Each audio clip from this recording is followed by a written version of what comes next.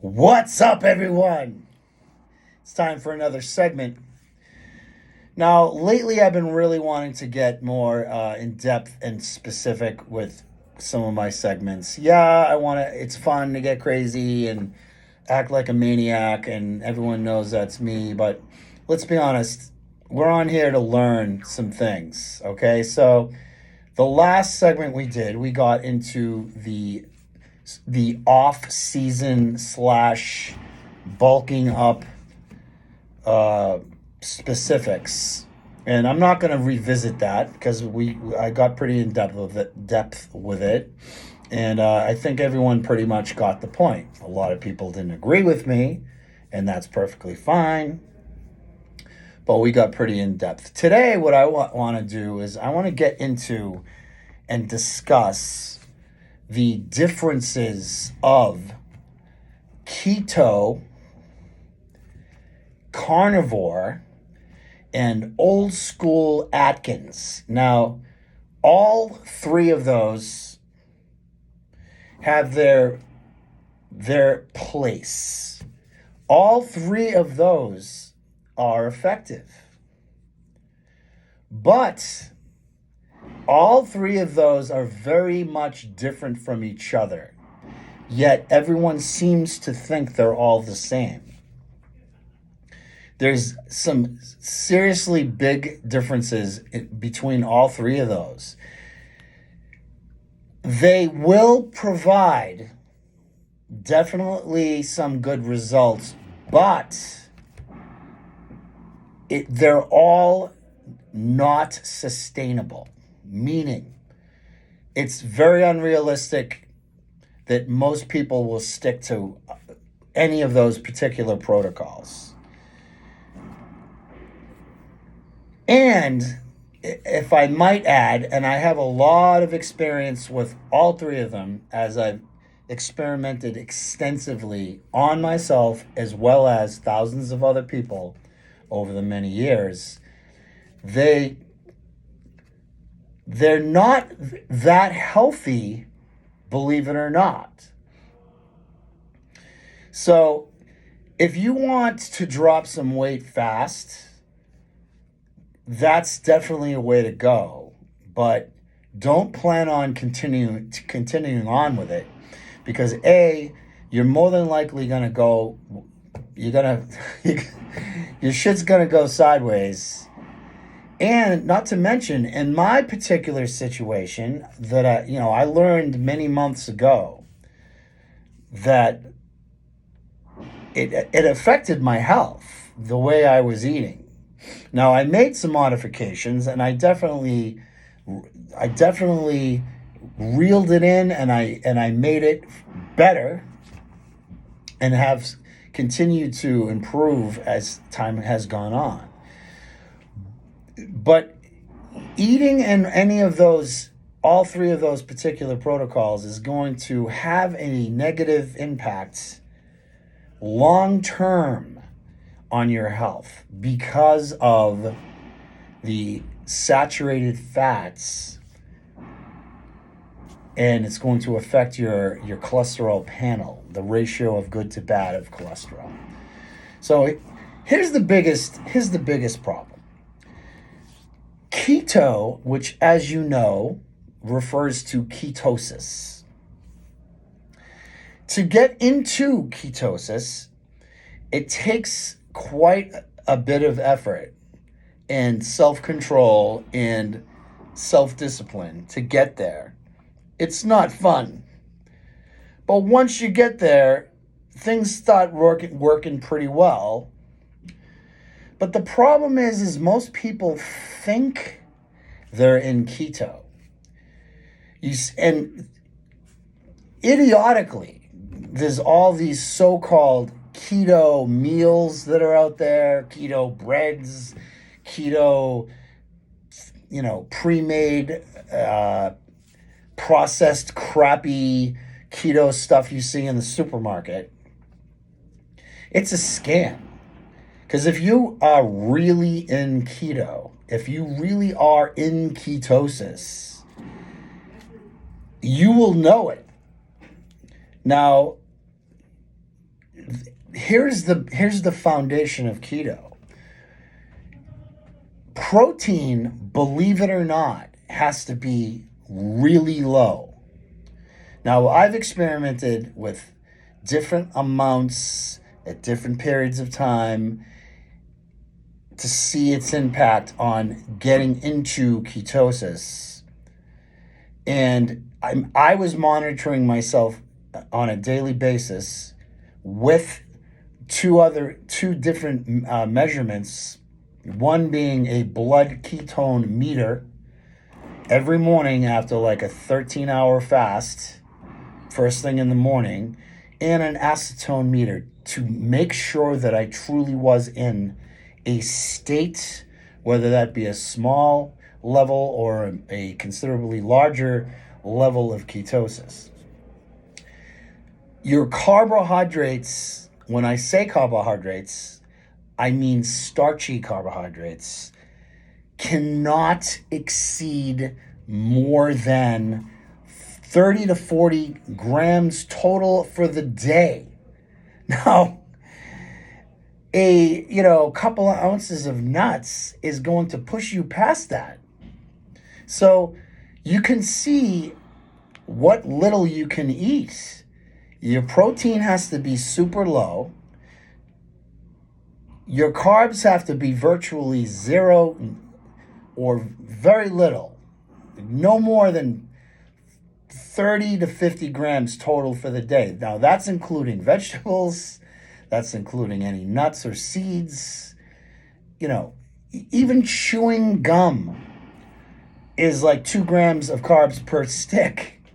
So you can exceed those levels very easy. It really requires some self-control. Now, here's the big thing. Your dietary daily fat intake has to be high. When I say high, I mean 80 to 85, sometimes 90% of your daily calories from fat. Now, being that you can't get that from nuts, really, not very much. I mean, if you're using macadamia, which I would suggest you use, they're very low on a serving basis of carbohydrates.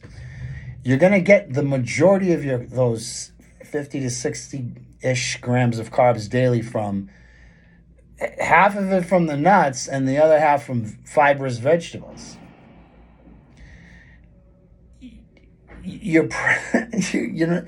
People don't quite understand. They think that being in keto is like Atkins back in the day, where you ate large amounts of protein and virtually no carbs at all, which is wrong, because you will convert a considerable amount of protein taken in daily will break down and convert to glucose, because your body has to have continuous glucose in its bloodstream for your brain, for all of their functions. So it's going to look for that glucose, and it's going to break shit down, and it's going to convert it. So your protein levels have to be very, very low. Like when I say low, I mean, for instance, up until this last prep that I just finished, I got down to, around 175-ish to, anywhere from 175 to 180. My daily protein intake was about 60, maybe 70 grams for the day. You can see how low that is. I mean, that's like 2 different meals. It has to be very low. But my fat intake was upwards of 300 grams a day. And I got the carbs from mostly vegetables and some nuts. So that's not Atkins. Atkins was super, super high in protein daily. They did advocate getting a couple of servings of vegetables a day, which was smart, because you need that fiber for many, many reasons: digestive purposes, gut health, and so on. So it worked for most people back then because you were basically going from eating like shit to just protein and vegetables. Of course, you're going to see results right away. But most people never lasted past 4 or 5 weeks. And next thing you know, they're stuffing their face with fucking bonbons and pizza. And they blow up and they say, it didn't work for me. Well, it's because you didn't stick with it. So now, so you have those two particular differences. Now, Atkins, being very high in protein, most of the time, because they did advocate you eat bacon and fatty steaks and, fatty cuts of meats and stuff. So it was very, very high in saturated fat. It was mostly saturated fats. So now that's not healthy because that's pushing you in a deficiency of you need a good amount of monounsaturated fats, which are anti-inflammatory, and polyunsaturated and saturated fats are very pro-inflammatory. So you're getting a lot of inflammation going on in your body from eating that particular way. And you were missing out on some extremely important nutrients, being the monounsaturated fats, which your body will use to make important other things. Okay? Now, Atkins was old school. That's going back 35 years plus. Again, it was effective when it first came out. A lot of people had great results. Again, it wasn't sustainable. But just so you know, the owner and founder of the Atkins diet died of a fucking heart attack. That should tell you something. Okay? But it did work for short term, not sustainable. Okay? Keto, much more healthier, but not realistic, because most people can't stand eating a large amount of fat and that small amount of protein you're getting a day. If you're nuts and tapped like me and you like to suffer, yes, you can do it. But most people want to eat protein. They get full from it. They're satiated. They feel great. You can't have that to push yourself into ketosis. So most people think they're in keto. First of all, like recently someone came to me and said, I tried keto. It didn't work for me. It didn't do anything. I said, well, what levels were you getting down to as far as ketosis? He goes, well, what do you mean? I go, how do you know you're in ketosis if you weren't checking your blood ketones or so on? And it was, well, I don't know. I was eating a lot of protein and no carbs. I should have been in ketosis. No, you're not, unless you know definitively that you're in and you're logging it. Like I have a log sheet. I write it down every day. Ketone levels, acetone levels, blood pressure. Unless you're keeping track of all those things, you're not going to know you're in ketosis.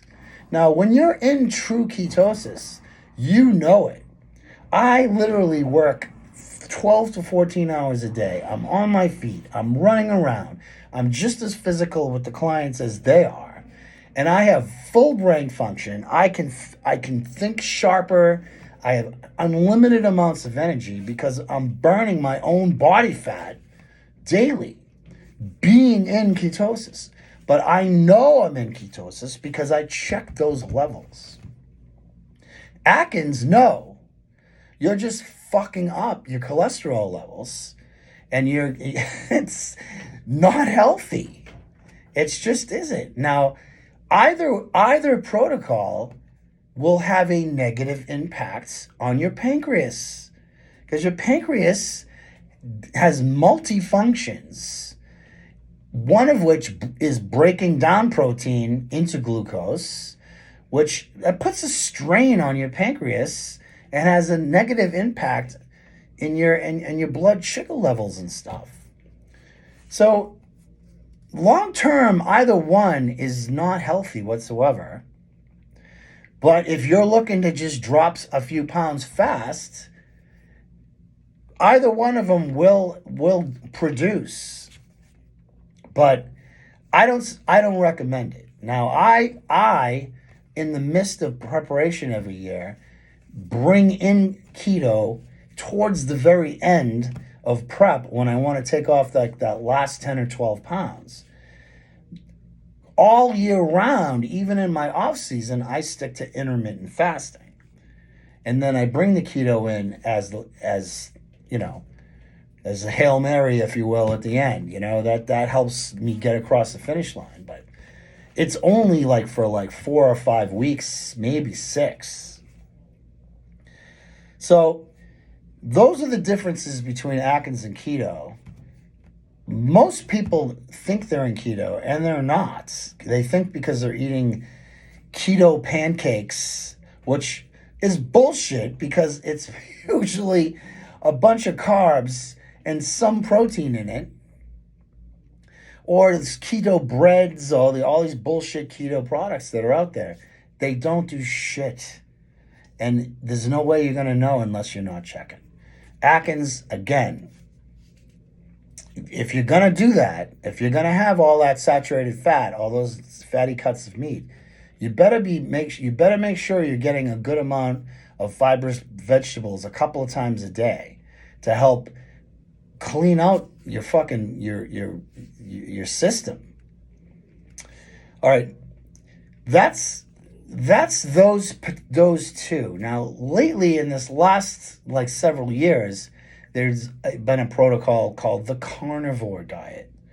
Now, the carnivore diet is very similar to Atkins and extremely effective because I know of people who have used it, and believe it or not, because they stuck to more cleaner cuts of meats like chicken, and they didn't go with like bone-in ribeye every fucking day. They kept their protein sources relatively clean, and that carnivore is high protein daily, but there's zero fiber, zero carbs whatsoever, completely zero. You can't even have like nuts. You have to use really basically just meat and some oils like olive oil, avocado oil, walnut oil, whatever, daily. So that one is high in protein, but there's no fiber. There's nothing. So, of course, someone's going to lose a ton of weight just eating protein for 3 or 4 weeks. But now your digestive system and colon and gut health, gut biome, are greatly affected because you're not getting the soluble and insoluble fibers that you need for so many reasons.